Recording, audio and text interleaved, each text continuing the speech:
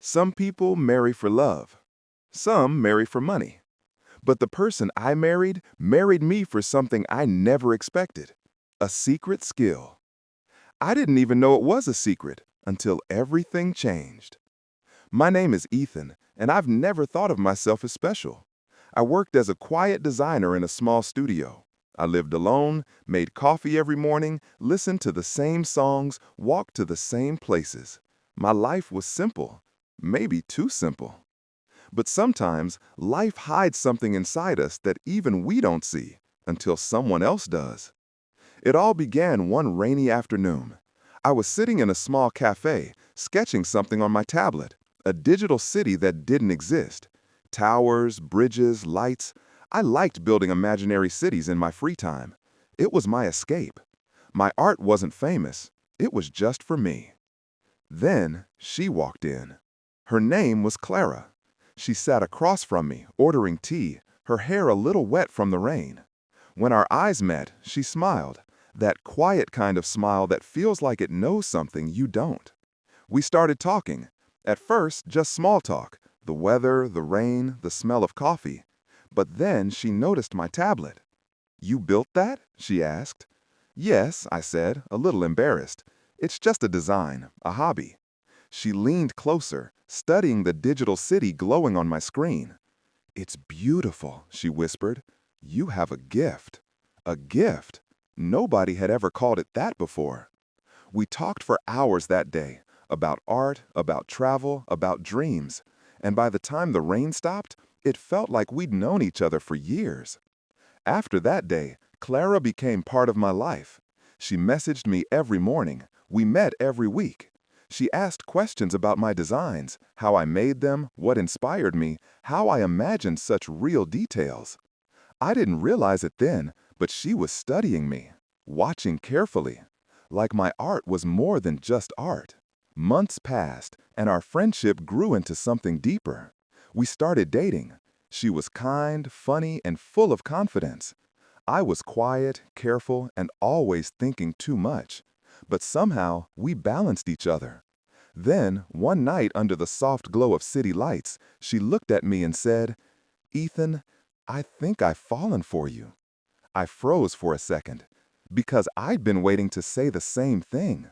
And that night, when we kissed, it felt like everything in my world suddenly made sense. We got married a year later. It was small, simple, beautiful. Everyone said we looked perfect together. I believed it too.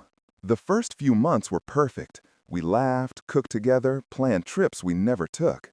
But slowly, something changed. Clara started spending long hours on her laptop. She made phone calls in another room. Sometimes she'd stare at me, not lovingly, but thoughtfully, like she was trying to figure me out. One night, she came into my studio, watching as I built another digital city. "Ethan," she said softly, "how do you make these places feel so real?" I laughed. "I just imagine them." "No," she insisted.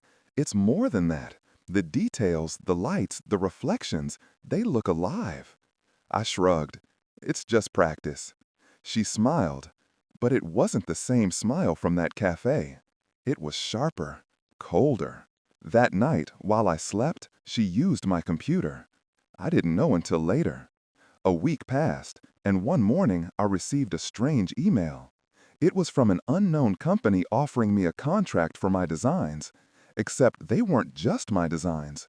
They were projects I had never submitted, files I never shared. Someone had stolen my work. I confronted Clara that evening. My hands were shaking. "Did you send my designs to anyone?"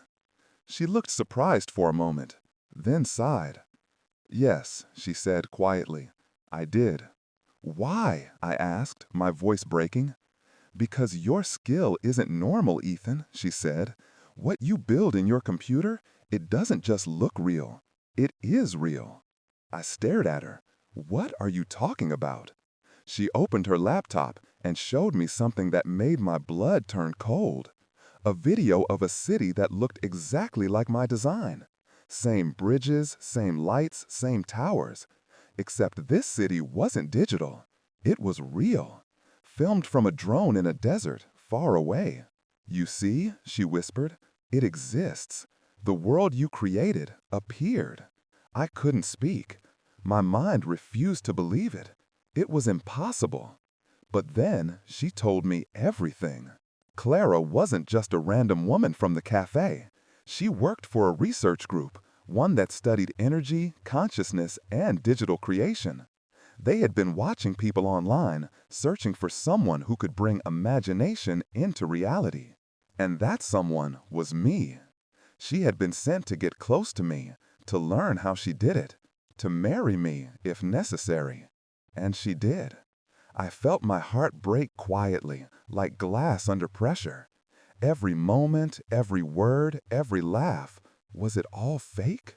Clara, I whispered, did you ever love me?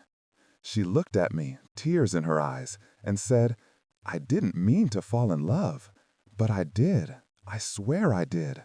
Her voice was shaking, but I couldn't trust it anymore. I walked out that night. I didn't take my things. I just left. Days turned into weeks. I stayed alone, silent, lost. But my mind kept going back to that video. The real city. Was it possible that my art had crossed into reality? I had to know. So I started experimenting. I created smaller designs, a building, a street, a small park, and saved them under different names. Then I searched online, waiting to see if any of them appeared somewhere in the real world. And slowly, they did. Pictures appeared in unknown websites, aerial shots, images of places that looked exactly like what I had built. I couldn't explain it. It was terrifying and incredible. I realized something then. Maybe Clara had betrayed me, but she also showed me what I was capable of. So I decided to protect my gift.